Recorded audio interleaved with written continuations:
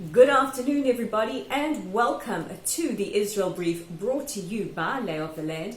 I'm your host, Rolene Marks, with today's top stories, and I bring you the top stories from Israel and the region every Monday to Thursday right here. And don't forget, you can also catch us on YouTube.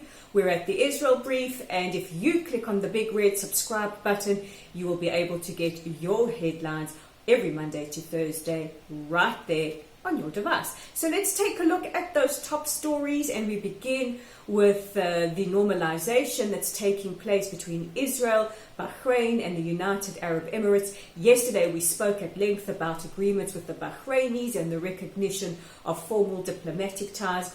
Well, today an Israeli delegation led by Prime Minister Netanyahu were absolutely delighted to welcome the first official delegation from the United Arab Emirates aboard an Etihad flight into Tel Aviv, and very, very moving pictures of the ceremony as it took place at Ben Gurion Airport.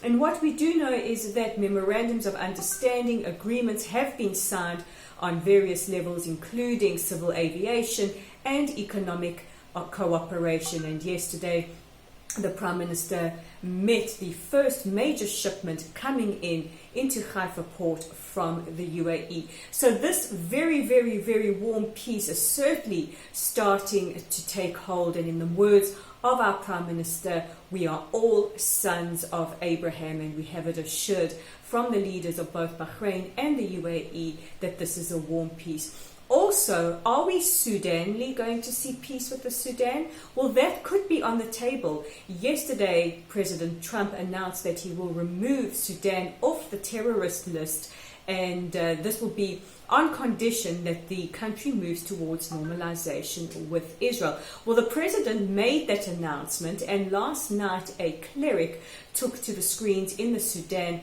This is an Islamic cleric, saying very, very publicly that there was no reason why there shouldn't be salam, which is the Arabic word for peace, with Israel, and this is as per the Islamic religion. But how have the Palestinians reacted? The Palestinians called today's meeting with UAE or Emirati officials as shameless, and a private delegation was verbally harassed on the Temple Mount yesterday. This was a private delegation of Emirati businessmen who were looking at various solutions in Israel and wanted to make their pilgrimage. They were subject to harassment. And this is a great pity, because this really presents an opportunity as peace warms up in the region. This presents an opportunity for the Palestinians to also come to the negotiating table, and maybe we will see a brave leader from the Palestinian camp saying he is ready to negotiate. But on the subject of Palestinian leadership, let's talk about the lockdown and coronavirus and impacts right here in the region. Well, today the coronavirus cabinet will meet to decide whether or not to start opening shops and malls. However, schools will remain closed. This is schools above the age of 6. And Professor Gamsu, who is the man they call the coronavirus czar, I hate that word, I'm going to call him the coronavirus leader. He said he is ready to start lifting restrictions on some of the red zone cities. These are the more ultra-religious areas, but infections are starting to come down there as well. However, Saeb Erekat, the PA chief negotiator who was admitted to Hadassah Hospital in Jerusalem, still remains in a coma and on a ventilator. There were some premature reports in various news sources on social media yesterday claiming that he had passed away. This is not true, and he is still alive. In fact, his medical team addressed I-24 News here in Israel, giving them an update on his situation, and as I just mentioned, he remains on a ventilator in a coma. And our last news story of the day takes us to one of the oldest institutions in Israel, and that is the World Zionist Congress, founded by Theodor Herzl in Basel over 100 years ago.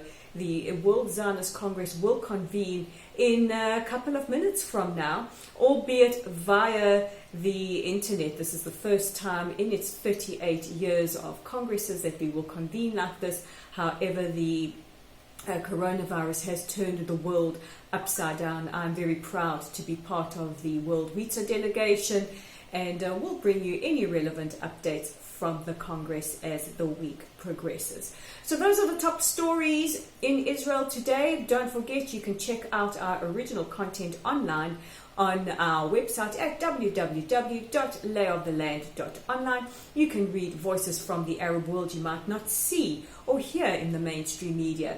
Don't forget, we're also up on Facebook, and I notice a lot of you have liked us and followed us since yesterday. Please carry that on. Let's get to the next big number.